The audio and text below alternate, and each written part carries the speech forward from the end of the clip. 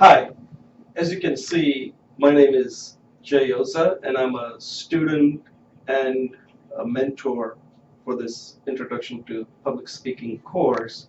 And I've prepared a few slides to make it easier for you to flow my speech. Now, I just used a make-believe slides, as you can tell, and the reason for that is that I believe that corporate speaking or institutional speaking hurts your ability to connect with your audience when you're speaking outside the corporate or institutional setting for two reasons. One is the use of jargon, and two, the use of PowerPoint. To set this up, I'm going to tell you a brief story that I picked up from this book by Olivia Caban titled The Charisma Myth.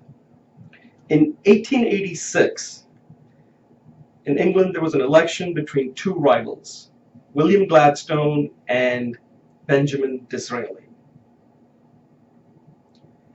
As it happened, a week before the election, both men had a dinner at consecutive evenings with this young woman. And after the dinner, the journalist wanted to get her impression of these two men, since one of them was going to end up ruling half the world. And she said, after dining with Mr.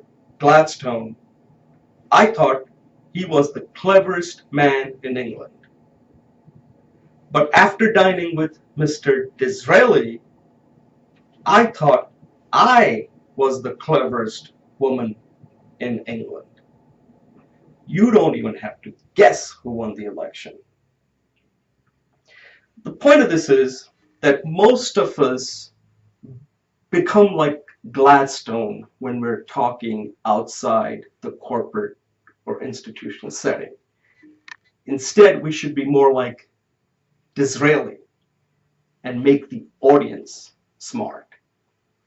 But it's hard, and it's really hard because most of the time we speak within corporations and we depend on jargon and PowerPoint.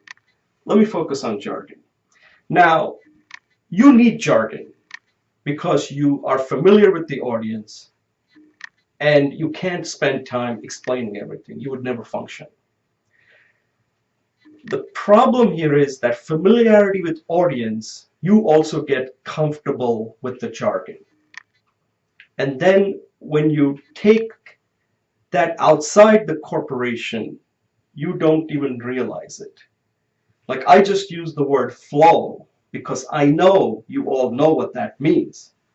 If I use that outside to somebody who's not taking the course, I would have to explain what that is. Otherwise, it's not going to make sense. And they may just think like, whoa, this speech just went over their head. The second reason that people tend to use jargon in the corporate environment is that it doesn't make you look smarter.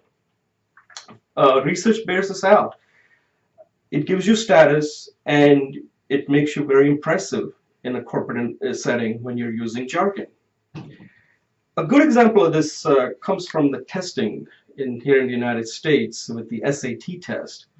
They recently decided to make the essay portion optional, and the reason for this was because an MIT professor took students who had scored low on the essay portion and told them to use some big words like salubrious or insouciance or halcyon, and sprinkle in quotes from famous people like Aristotle, Theodore Roosevelt, Benjamin Franklin, Shakespeare.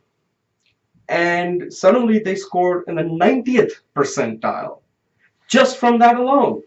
So obviously the people who were grading it put more weight on the words they used and the quotes that they used rather than what they were actually saying. So it works in the corporate environment really well, but it doesn't work outside the corporate environment. So you have to be really careful not to get too dependent on jargon. Otherwise, you're going to bomb outside the corporate environment. The second reason is the use of PowerPoint. Now, let's face it, corporations cannot function without PowerPoint. If that tool is ever discontinued, I don't know if the corporations can even function. Because there's so much information that you can dump into the PowerPoint slide. You don't have to remember any of that. And that's not the luxury you have when you're speaking to people outside the corporate environment, where you have to talk one-on-one, eyeball to eyeball. You have to make sense to them. Otherwise, you're going to lose them. The second reason for the PowerPoint is the conditioning that has taken place over the years. In the corporate setting, people expect a PowerPoint. You have to give them slides. Like if I had given 7 slides here that clearly showed my organization of my speech, your life would be so much easier. You could flow it right there. There's little thinking you have to do. And that carries over to when you're talking to people outside the corporation. So suddenly, you're no longer the star of your presentation. You have outsourced it to Mr. PowerPoint.